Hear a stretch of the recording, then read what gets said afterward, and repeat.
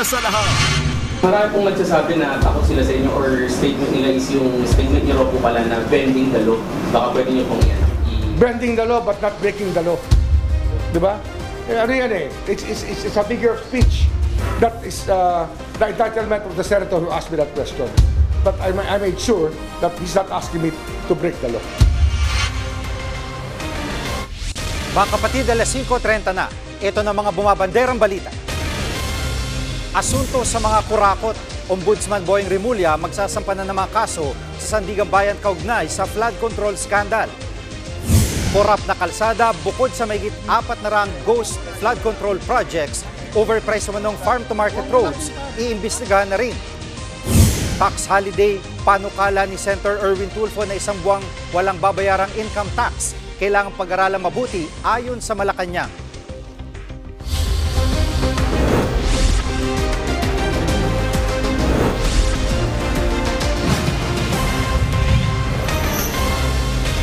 Magsasampa na ng mga kaso ang Office of the Ombudsman sa Sandigan Bayan kaugnay sa flood control scam. Sinabi yan mismo ng bago talaga ombudsman na si Boying Rimulya. Live mula sa Maynila, nangunguna sa balita si News 5 Justice Correspondent Camille Samonte. Kapatid, kailan ang aasahan natin pagsasampa ng mga kaso? Jiggy, asahan na raw sa mga susunod na linggo na isasampa nga ni Ombudsman Boying Rimulya ang mga kaso sa Sandigan Bayan kaugnay nga ng mga maanumalyang flood control projects. Sinabi yan ni Rimulya matapos manumpa bilang bagong ombudsman. Ayon kay Rimulya, kapag nagsampa ng kaso ang kanyang opisina ay sisiguraduhin niyang handa sila agad sa paglilitis. Hindi rin daw siya papayag sa anumang delay. Marami na rin daw silang nakuhang ebidensya laban sa mga sangkot sa korupsyon. Pakinggan natin ang pahayag ni Ombudsman Rimulya. Talagang sisikapin lang namin na mabuo ng gusto kasi nga ayaw namin na kami maging cause ng delay.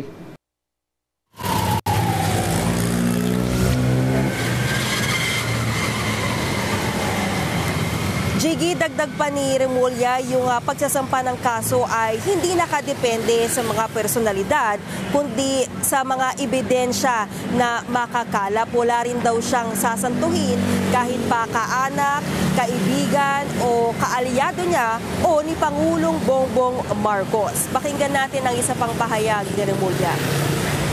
Wala ho tayong sinisino rito. Kung mataas man o mababa, kahit umabot na senador yan, kung sa maabutin yan, gagawin natin. At Camille, sinabi noon ni Rimulya na bukas siyang isapubliko ulit ang salin ng mga opisyal ng gobyerno. Kailan kaya ito mangyayari? Jiggy, ayon kay Rimulya ay aayusin pa raw niya yung guidelines para nga maisapubliko itong Statement of Assets, Liabilities and Network ng mga opisyal ng gobyerno. Kailangan daw kasi nga tiyakin na hindi nga ito magagamit sa politika. Paalala rin niya ay dapat maging responsable sa mga makukuhang impormasyon. Matatanda ang noong panahon ng Administrasyong Duterte, nilimitahan ng Office of the Ombudsman ang access sa mga salin ng mga government official sa ilalim ng pamumuno na nagretirong ombudsman na si Samuel Martires. Jiggy? Kaugnay ng payag na bend the law, ano ang paliwanag dito ni Ombudsman Rimulya? O Jiggy, bago ko sagutin yung tanong na yan, bigyan ko muna ito ng konteksto nga dito sa sinabi ni Senator Erwin Tulfo. Sinabi niya kasi sa kanyang privilege speech, I quote, "Sometimes you have to bend the law to please the people." End of quote. Ang pinatutungpalan dyan ni Senator Erwin ay yung panawagan na isuko na ng mga diskaya sa gobyerno ang mga umano'y ninakaw nilang nang hindi dumadaan sa korte. Sinang-ayunan niya ni Ombudsman Rimulya sa isang panayam na umani ng batikos. Pakinggan natin ang paliwanag ni Ombudsman Rimulya. Bending the law but not breaking the law. Diba? Ano yan eh? It's a figure of speech. That is the entitlement of the senator who asked me that question. But I made sure that he's not asking me to break the law.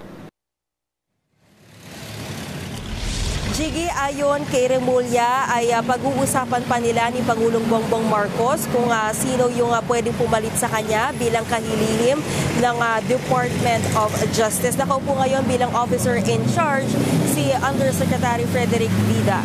Jiggy? Yan ang ulat ni Camille Samonte live mula sa Maynila. Ibinunyag ni DPWH Secretary Vince Dizon na aabot sa mahigit 400 ang ghost flood control project sa bansa. Mula sa mahigit 8,000 proyekto na inspeksyon ng mga otoridad. Live mula sa Taguig, nangunguna sa balita si Gerard de la Peña. Gerard, saan bang lugar ang mga pinakamaraming may ghost projects? Jiggy, ayon kay Public Works Secretary Vince Dizon, karamihan sa mga proyektong ito ay matatagpuan sa Luzon at hawak yan ng mga top contractors ng pamahalaan.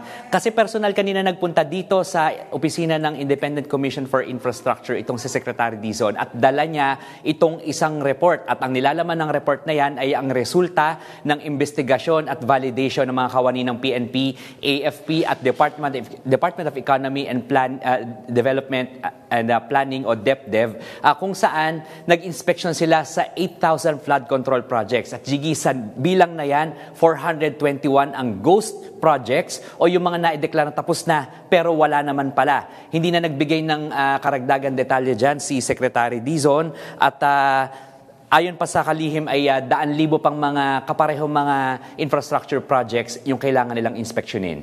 Jiggy. At Gerard, ano naging tugon dito ng ICI?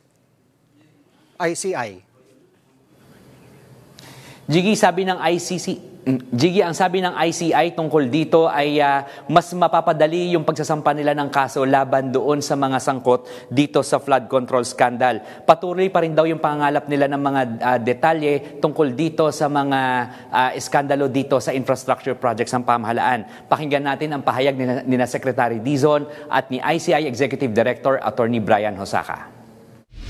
Yung ghost kasi yun ang low-hanging fruit yun. Meaning madaling i-establish yung liability and accountability kapag ghost project. No? Kasi ghost nga. No? Hindi na mahaba yung no? yung case build-up nun. So mas mabilis tayo hopefully makakapag-file. Kung meron mga ibang distrito or regions na pwede namin tignan, kompleto na yung mga dokumento at mga ebidensya din, puntahan natin yan. No? With this direction now na meron tayong 421 ghost projects, mas mapapadali yan. Jiggy, bukod dito sa flood control project, tutulong na rin daw ang DPWH sa pagsilip dito sa ghost projects ng mga farm-to-market roads. Ito raw ay matapos magbigay ng datos itong si Agriculture Secretary Francisco Chu Laurel. Jiggy. At bukod sa pagpapanagot sa mga may sala, may sinusulong bang reforma para maiwasan ang korupsyon sa gobyerno? Jiggy, may suhestyon ng ICI sa DPWH. Ito yung pagpapababa ng maximum na amount kung saan obligadong magpa-procure o magpa-bid ang DPWH. Sa ngayon, ang maximum amount para sa district level ay 150 million at 400 million pesos naman sa regional level. At kung maibababa raw ito, ang sabi ng ICI, ay maiiwasan yung mga irregularidad sa pagpapatupad ng infrastructure projects. Ngayon, ang sabi naman ni Dizon tungkol dito ay sisilipin niya itong panukalang ito ng ICI. At ngayon din, Jiggy, maidagdag ko lang, kanina nakausap namin yung bagong special advisor at investigator na si dating PNP Chief Rodolfo Azurin Jr. At kinukwento niya sa amin, kailangan daw niya lumapit sa AFP para makapagbigay ito ng mga karagdagan tauhan na siyang tutulong sa kanya sa pag-imbestiga at pagsilip dito sa iba't ibang infrastructure projects. Yan muna ang latest. Balik sa'yo, Jiggy. Yan pong ulat ni Gerard de la Peña live mula sa Taguig. Nabunyag sa budget hearing sa Senado ang overpriced na farm-to-market roads na abot sa 10 bilyong piso ang halaga. Ayon kay Senator Win Gatchalian, pinakamalaking bahagi ng proyekto ay nasa Bicol Region at Eastern Visayas. Sa nakarang 2 taon, lumobo raw ang presyo ng farm-to-market roads. Mula 10 million pesos per kilometer, tumaas ito ng 300 million pesos per kilometer. Lumalabas din ang ilan sa kontraktor ng mga proyekto ay kasama sa top 15 contractors na dawit sa ghost flood control projects. Nakapagtataka rin daw na mga rehiyon na mas nangangailangan ng farm-to-market road ay walang alokasyon para sa proyekto. Top rice granary natin, walang projects na FMR. No? Yung mga hindi na sa top, yun ang nabibigyan. No? So para sa akin, if you think about itong nangyayari sa flood control at yung mga personalities involved tulad ng SunWest, tulad ng High Tone, hindi katakataka na nalagay ang pinakamalaking allocation ng FMR sa Bicol area. Susunod, panukalang tax holiday sa gitna ng isyu ng korupsyon, kailangan munang pag-aralan ayon sa palasyo. At panukalang 2026 national budget, may pork barrel pa rin. Diyan lang kayo mga kapatid, dapat una sa lahat.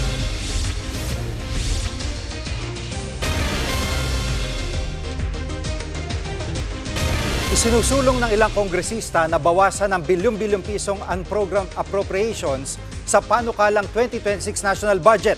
Ito yung mga item na nakasaad sa budget pero mapopondohan lang kapag may sobrang pera ang gobyerno. Live mula sa Batasang Pambansa, nangunguna sa balita si News 5 House Correspondent Marian Enriquez. Kapatid, ano ba ang agam-agam ng ilang kongresista sa mga unprogrammed appropriations?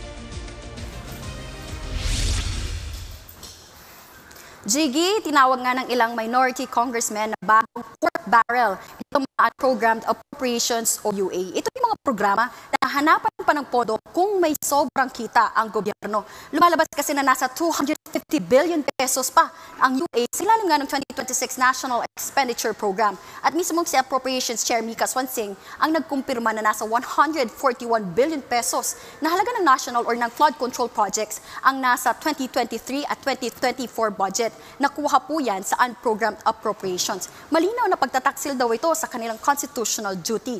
Ang kapangyarihan kasi na maglaan ng pondo ay nakatalaga lamang sa Kongreso. At tila nalalabag daw dito nga sa unprogrammed appropriations yung itinuturing at tinatawag nilang discretionary funds. Napagkasundoan, Jiggy, sa Budget Amendments Review Subcommittee o BARC na alisin na nga yung infrastructure projects dito sa strengthening assistance for government infrastructure at social programs o SAGI. At ibig sabihin na mula doon sa initial na 80 billion pesos sa National Expenditure Program na nasa UA, babawasan ito ng 35 billion pesos. Ang may iwan na 45 billion pesos ay para sa social programs tulad sa mga programa ng Department of Agriculture at Department of Social Welfare and Development.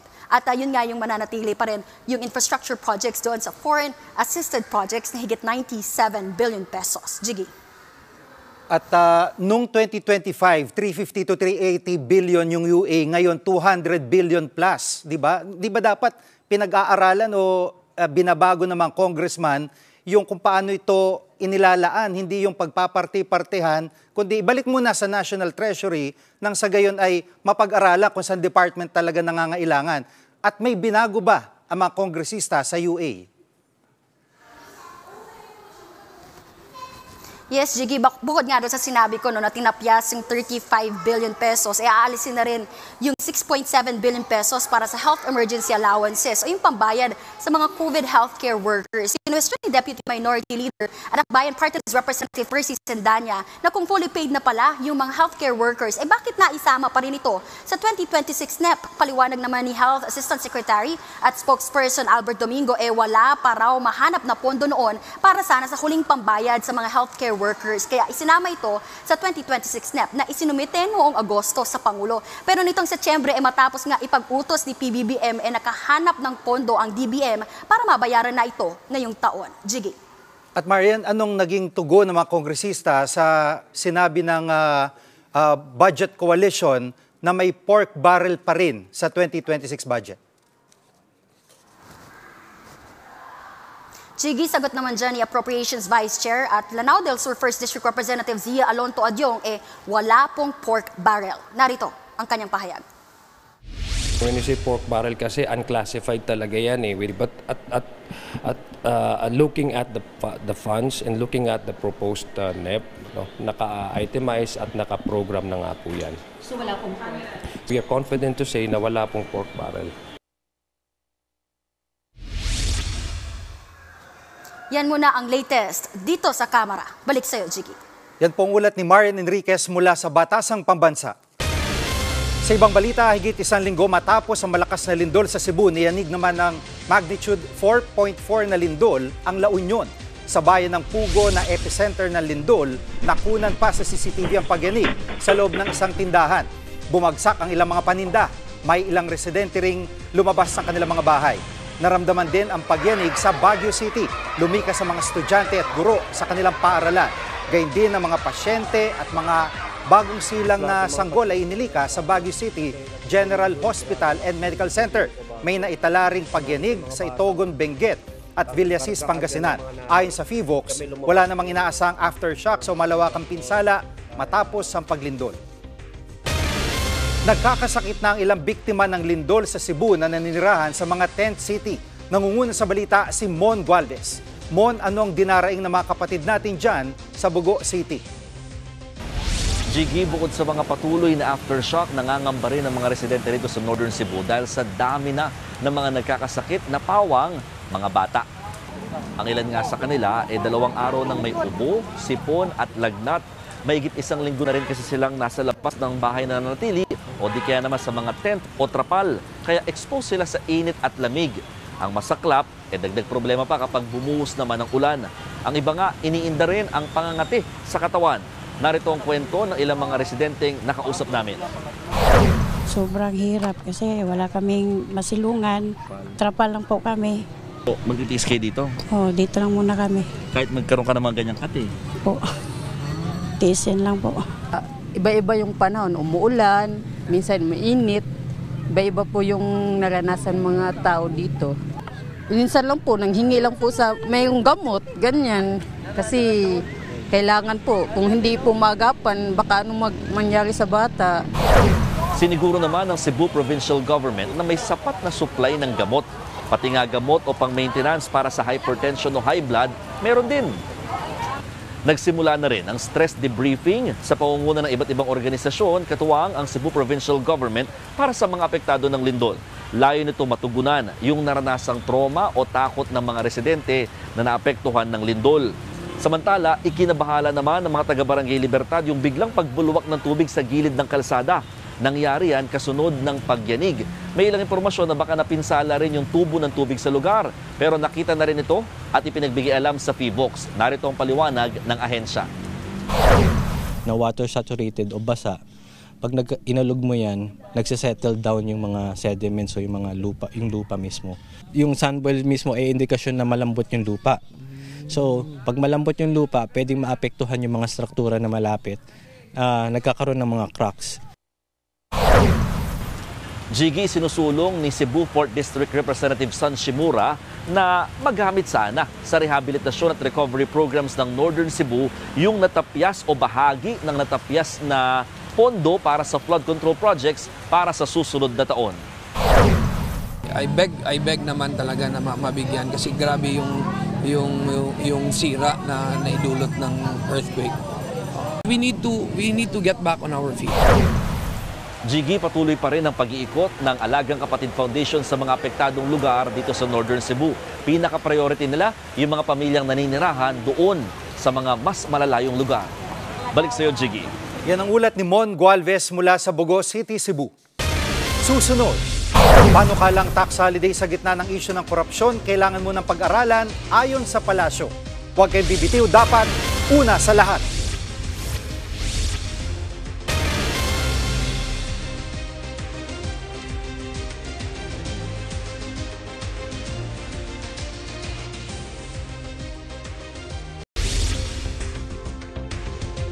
Maraming sumasang-ayon sa panukalang tax holiday sa gitna ng isyu ng malawakang korupsyon. Pero ayon sa Malacanang, kailangan muna yang pag-aralang mabuti. Live mula sa TV5 Media Center, nangunguna sa balita si News 5 Palace correspondent Maricela Lili. Kapatid, una sa lahat, ano ba ang detalye nitong sinusulong na tax holiday?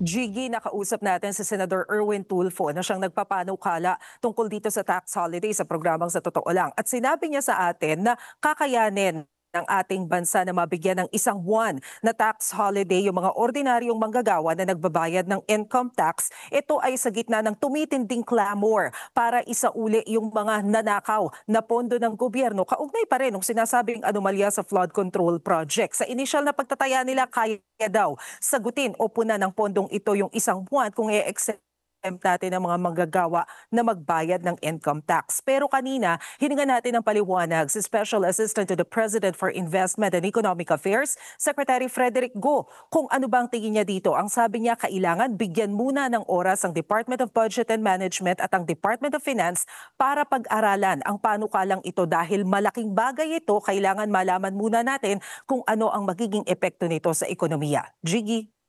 At Maricel, sa ibang issue, may reaksyon na ba ang palasyo sa banta ni Congressman Kiko Barzaga na maghain siya ng impeachment complaint laban sa Pangulo? Alam mo, nang tanungin si Undersecretary Claire Castro kanina kung binibigyan pa ba ng atensyon ni Pangulong Bongbong Marcos si Congressman Kiko Barzaga, nginitian lang tayo. Ang sabi ni Yuse Castro, napakarami ng mga nangyayari sa bansa. Itong mga bagay na ganito, hindi na pinapansin ng Pangulo. Pero kahit nakarating o hindi man nakarating ang usapin tungkol sa pinaplanong impeachment complaint laban sa Pangulo, malinaw ang sinabi ng Malacanang nakadepende na ang desisyon sa House of Representatives. Pakinggan natin ang sinabi ni Undersecretary Claire Castro. Sa panahon ngayon na marami pong ginagawa ang Pangulo, hindi po pinapansin ang mga ganyang klaseng usapin. Busy ang Pangulo sa pagtulong sa mga kababayan natin, maraming trabaho para maiangat pa ang Pilipinas, hindi para ibaba ang dignidad ng ating bansa. At Maricel, ano ang reaksyon ng palasyo sa epekto ng korupsyon sa pamumuhunan ng ibang mga bansa dito sa ating bansa? Jiggy, naniniwala ang economic team ng Pangulo na nanatiling solid ang investment na pumapasok sa Pilipinas. Ito ay sa kabila ng sinabi ng US State Department na nagsisilbing investment barrier yung mga usapin ng corruption. Ang sabi sa atin ni Secretary Frederick Go, kapag tiningnan yung mga ginagawa at efforts ngayon ng administrasyon, partikular yung pagbuo ng Independent Commission for Infrastructure at pagtatalaga ng bagong ombudsman, appreciative naman daw dito ang mga negosyante dahil nakikitang may effort para labanan ang korupsyon sa Pilipinas. Narito ang sinabi ni Secretary Go. I think the business confidence is still solid. I think you can see that from multiple sources of information. No? But of course, there is this short-term challenge that we have to overcome, primarily because of the negativity in our news or in our social media news feeds. No? So I think it will really help our country if we start moving on from this. Yan muna ang latest. Balik sa iyo, Jiggy. Yan pong ulat ni Maricel Alili live mula sa TV5 Media Center. Ulat panahon naman tayo mga kapatid, nakapasok na ng PAR ang bagyong Kedan. Huli itong namataan sa hilagang silangan ng extreme Northern Luzon. Ayon sa Pag-asa, lalabas rin ito ng PAR bukas. Wala raw itong epekto sa bansa. Samantala, isang low pressure area naman na nabuo sa kanluran ng Oriental Mindoro pero malabo raw ito maging bagyo. Gayunman, nagpapaulan ito sa Metro Manila, Mimaropa, Calabarzon at Bicol Region. Habang ang northeasterly wind flow naman ang nagpapaulan sa Batanes at Babuyan Islands. Southwesterly wind flow naman ang umiiral sa Visayas at Mindanao. Kami ang inyong mga kapatid sa Balitan at Public Service, dapat una sa lahat. Abang niyo po ulit kami bukas dito sa TV5, 1PH, RPTV, True TV at 105.9 True FM.